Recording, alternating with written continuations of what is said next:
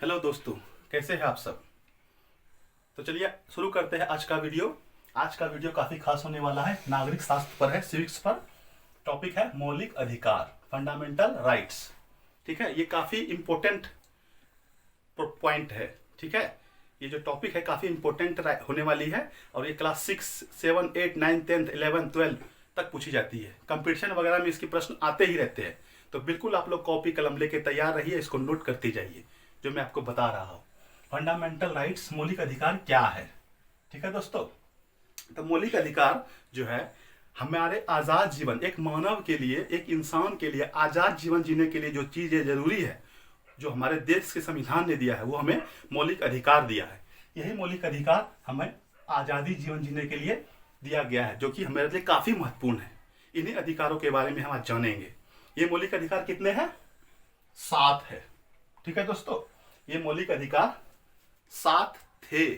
ठीक है दोस्तों, पहला है समता या समानता का अधिकार, दूसरा है स्वतंत्रता का अधिकार, तीसरा है शोषण के विरुद्ध अधिकार, चौथा है धार्मिक स्वतंत्रता के अधिकार, पांचवा है सांस्कृतिक एवं शैक्षणिक अधिकार, छठा है संवैधानिक उपचार का अधिकार और सातवां जो हमारा था, ये था संपत्ति का अधिकार।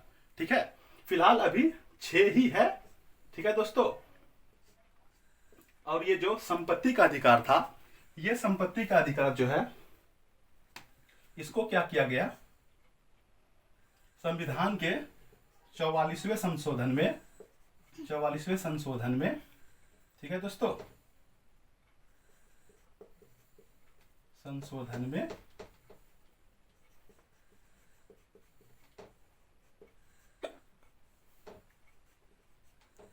1978 ईस्वी को क्या किया गया, हटा दिया गया। क्या किया गया? हटा दिया गया। ठीक है, और हटा देने के बाद क्या हुआ, ये खत्म हो गया। ठीक है, इसको 300A के तहत कानून अधिकार में ला दिया गया। किस में ला दिया गया? कानून अधिकार में ला दिया गया। कानून अधिकार में ला दिया गया। ठीक है दोस्तों, तो इसीलिए इसको हम मौलिक अधिकार नहीं पढ़ेंगे। इसको संविधान संशोधन जो हुआ था 44वें संशोधन 1978 ईस्वी में, इसमें हटा दिया गया। मौलिक अधिकार से इसको किसमें ला दिया गया? इसको 300 ईस्वी में कानून अधिकार में, 300A संविधान संशोधन के 300A में आपको कानून अधिकार में ला दिया गया। ठीक है, तो यही था हमारा, इसलिए इसको रेड पेन से हम लाल कर दे कि इसको आज हमको नहीं देखना है, हमको मूल रूप से 6 अधिकार को देखना है। ठीक है, तो इसको मिटा देता हूं, आप लोग नोट कर लिए होंगे। इसको मैंने यहां से खत्म कर दिया। जो मूल रूप से हमें अधिकार पढ़ना है, जो हमें अभी है, जो हमें जानना है, वो है 6 अधिकार। ठीक है दोस्तों, 7वां अधिकार को हटा दिया गया है, तो मूल रूप से 6 अधिकार रह गए और इसी अधिकार पे आज हम चर्चा करेंगे। ठीक है, तो पहला अधिकार है हमारा समता या समानता का अधिकार। ठीक है, समता या समानता का अधिकार। इस अधिकार में क्या है, ये अनुच्छेद 14 से 18 के मध्य में आता है। ठीक है, यानी कि अनुच्छेद 14 और 18 में जो वर्णित किया गया है, वो उसी में ही समानता का अधिकार है। इसके तहत क्या कहा गया है कि सरकार की नजर में सभी लोग समान हैं। ठीक है, क्या है? सभी लोग समान हैं, सभी के साथ, किसी के साथ भेदभाव नहीं किया जाएगा, चाहे वो नौकरी में हो, ठीक है, किसी भी चीज में, पढ़ाई में, शिक्षा व्यवस्था में, व्यवसाय करने में, किसी भी चीज में किसी के साथ किसी प्रकार का भेदभाव नहीं किया जाएगा। सभी को हर चीज में, नौकरी में समान अवसर मिलेगा, हर कार्य में समान अवसर मिलेगा, पढ़ने में समान अवसर मिलेगा, किसी भी क्षेत्र में, किसी भी कार्य में उसके साथ भेदभाव नहीं किया जाएगा। ठीक है दोस्तों, इसी को समानता का अधिकार या समता का अधिकार कहा गया। यह अनुच्छेद 14 से 18 में आपका वर्णित है। ठीक है दोस्तों, इसको आप समझ गए होंगे। समानता का अधिकार, सरकार ने अपने कानून में किसी के साथ, इस मौलिक अधिकार में किसी के साथ भेदभाव नहीं किया है, सबों को समान अवसर दिया है। ठीक है दोस्तों, तो ये क्लियर आपका हो गया, समानता का अधिकार यहां तक क्लियर। दूसरा है आपका स्वतंत्रता का अधिकार। अनुच्छेद 19 से 22 में इसका वर्णन किया गया है। तो क्या किया इसका है स्वतंत्रता का अधिकार, यानी कि हमें कहीं भी जाने की स्वतंत्रता, ठीक है, बोलने की स्वतंत्रता, अभिव्यक्ति की आजादी, ठीक है, बोलने की स्वतंत्रता, किसी के विरुद्ध बोलने की स्वतंत्रता, सरकार के विरुद्ध बोलने की स्वतंत्रता, कहीं भी आने जाने की स्वतंत्रता, कहीं भी व्यवसाय करने की स्वतंत्रता, कहीं भी रहने की स्वतंत्रता। ठीक है, ये सारी स्वतंत्रता हमें इस अनुच्छेद 19 से 22 के बीच हमें दिया गया है। ठीक है, इसी में जो है स्वतंत्रता का अधिकार में ही हमें सभी चीज अधिकार दिया गया है। ये सब चीजें हम स्वतंत्र होकर बोल सकते हैं, कहीं भी आ जा सकते हैं, कहीं भी रह सकते हैं, ठीक, कहीं भी व्यापार कर सकते हैं। इन सबों की स्वतंत्रता हमें इसमें दी गई है, जो हमें कोई छीन नहीं सकता है। ठीक है दोस्तों, जो हमारा मौलिक अधिकार है, ये स्वतंत्रता का अधिकार हो गया। तीसरा आते हैं शोषण के विरुद्ध अधिकार। ठीक है, ये काफी इंपोर्टेंट है, शोषण के विरुद्ध अधिकार। इसको अनुच्छेद 23 से 24 में वर्णित किया गया है दोस्तों। शोषण के विरुद्ध अधिकार क्या आएगा? ठीक है, किसी के साथ जबरन मजदूरी करवाना, ठीक है, वो चाहे बड़े हो या छोटे हो, ठीक है, वो कम उम्र के हो या बड़े उम्र के हो, बड़े या छोटे हो, उसके साथ क्या करना है, हमको काम नहीं लेना है जबरदस्ती। जबरदस्ती काम लेंगे, रिपोर्ट कर देगा थाना में, हम जेल चले जाएंगे, क्योंकि ये मौलिक अधिकारों का यहाँ पे हनन हो रहा है। ठीक है, किसी को बेच देना, दूसरा क्या है, किसी को बेच देना, मानव व्यापार इसको बोलते हैं। क्या करना, उसको खरीद फरोख्त करना। आजकल बहुत जगह पे ऐसी हो रही है, लड़कियों को खरीदा और बेचा जाता है, जो कि हमारे मौलिक अधिकार का उल्लंघन है। ठीक है, इसका वर्णन अनुच्छेद 23 से 24 में किया गया है। और तीसरा क्या है, 14 वर्ष से कम उम्र के बच्चे को कारखाने में काम कराना। क्या है दोस्तों, 14 वर्ष से कम उम्र के बच्चे को कारखाने में काम कराना। ठीक है दोस्तों, हम क्या करते हैं, 14 वर्ष के कम बच्चे को कारखाने में काम करे देखेंगे तो काम नहीं करना चाहिए, अपराध है, बाल अपराध की श्रेणी में आते हैं। ठीक है, और ऐसा होता है तो ये हमारा शोषण के विरुद्ध अधिकार में आता है। ठीक है, ये काफी खतरनाक साबित होता है हमारे देश के लिए। ठीक है, बाल मजदूरी एकदम अपराध है, हमारे मौलिक अधिकार का हनन है।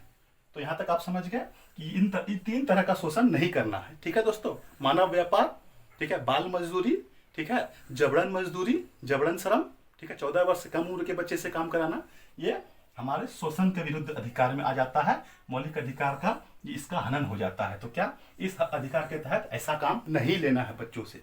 ठीक है दोस्तों, यहाँ तक क्लियर आपका? आगे आते हैं। आगे आने से पहले मैं आपको बोल देना चाहता हूँ कि यदि आप हमारे चैनल पर नए हैं तो प्लीज हमारे चैनल को लाइक और सब्सक्राइब करें, ताकि मैं इसी तरह से वीडियो आपके लिए लाता रहूं। ठीक है, तो चलिए ध्यान से देखते हैं। अगला वीडियो है धार्मिक स्वतंत्रता का अधिकार, अनुच्छेद 25 से 28 में दिया गया है। ठीक है दोस्तों, धार्मिक स्वतंत्रता का अधिकार, इसमें क्या है कि हमें किसी भी धर्म का, ठीक है, किसी भी धर्म को अपनाने का अधिकार है, उस धर्म का प्रचार प्रसार करने का अधिकार है, उस धर्म को प्रचार प्रसार कर सकते हैं, किसी भी धर्म को अपना सकते हैं, उसके खिलाफ कोई रोक टोक नहीं होगा।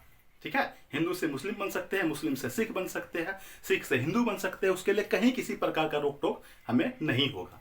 ठीक है, तो ये अनुच्छेद 25 से 28 के बीच धार्मिक स्वतंत्रता का अधिकार हमें फंडामेंटल राइट्स के तहत दिया गया है। दोस्तों आगे आते हैं, आगे देखते हैं।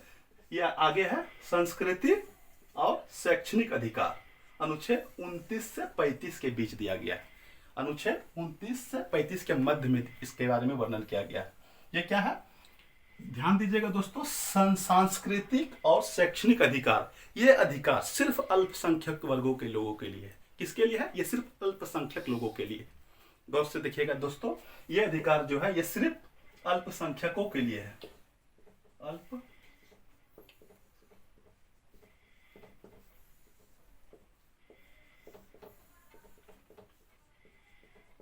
ठीक है दोस्तों, ये अधिकार जो है अल्पसंख्यकों के लिए है। इसमें क्या है, ये अपने संस्कृति को बचाने के लिए, ठीक है, कहीं भी शैक्षणिक संस्था खोल सकता है, विद्यालय खोल सकता है, ताकि इनके सांस्कृतिक विकास ना रुके, शैक्षिक अधिकार का हनन ना हो।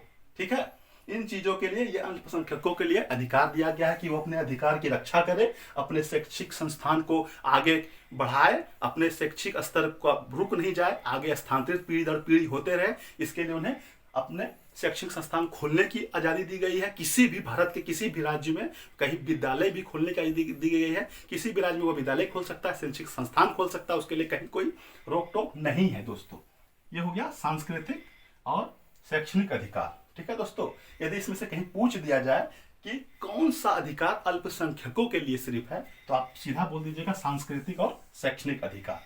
ठीक है दोस्तों, अनुच्छेद भी याद करते जाइएगा दोस्तों। ठीक है, अब लास्ट है, छठा है, क्या है, संवैधानिक उपचार का अधिकार। काफी इंपॉर्टेंट है, संवैधानिक उपचार का अधिकार, अनुच्छेद 32 से 35 में इसका वर्णन किया गया है दोस्तों। ठीक है, यानी 32, 33, 34, 35 में भी दिया गया है इसका। ठीक है, तो इसमें क्या किया गया है, ये जितने अधिकार हमने अभी तक पढ़े, क्या दोस्तों, ये जितने अधिकार अभी तक हमने पढ़े, इन सभी अधिकारों में यदि किसी नागरिक के साथ कोई हनन हो जाता है इन अधिकारों में से, तो ये इस अधिकार के तहत सुप्रीम कोर्ट या हाई कोर्ट जा सकता है दोस्तों, ठीक है, और अपने अधिकार को वहां से ले सकता है, ठीक है दोस्तों, और उसे न्याय मिल जाएगा, निश्चित न्याय मिल जाएगा इस संवैधानिक उपचार अधिकार के तहत दोस्तों, ठीक है दोस्तों। आप समझ गए कि यदि इन पांचों में से किसी भी अधिकार का हनन हो जाता है नागरिकों के साथ, भारत के नागरिकों के साथ, तो वो ये छठा वाला जो है संवैधानिक उपचार का अधिकार अनुच्छेद 32 से 35 में जिसका वर्णन है, इसके अधिकार के तहत वो जा सकता है कोर्ट, सुप्रीम कोर्ट और हाई कोर्ट, और उनका न्याय उनको मिल जाएगा दोस्तों, ठीक है दोस्तों। तो यही जो संवैधानिक उपचार का अधिकार है अनुच्छेद 32 से 35 में दिया गया है दोस्तों, ये जो दिया गया है, इसी को डॉक्टर भीमराव अम्बेडकर जी ने संविधान की आत्मा की संज्ञा दी थी। किसको दी थी? इसी को दी है। संवैधानिक उपचार का अधिकार को अनुच्छेद 32 से 35 में जो है, इसको संविधान की आत्मा की संज्ञा दी गई थी। क्यों दी थी? इसलिए दी है क्योंकि इसमें जितने पांचों अधिकार का यदि हनन आपके साथ हो जाता है, भारत के नागरिक के साथ हो जाता है, तो इसके तहत वो सुप्रीम कोर्ट और हाई कोर्ट जा सकता है, ठीक है। यदि ऐसा प्रश्न कहीं आ जाए, ठीक है, कि संविधान की आत्मा की संज्ञा जो है किसको दी है, तो आप संवैधानिक उपचार के अधिकार को आप बोल दीजिएगा दोस्तों, ठीक है। तो फिर आज के लिए इतना ही। अगले बार फिर मैं नेक्स्ट वीडियो बना के लाऊंगा आपके लिए, मेहनत करके लाऊंगा। तो फिलहाल आप यदि हमारे चैनल पर नए हैं तो प्लीज़ हमारे चैनल को लाइक और सब्सक्राइब कर देंगे। आज के लिए फिर इतना ही। Good bye.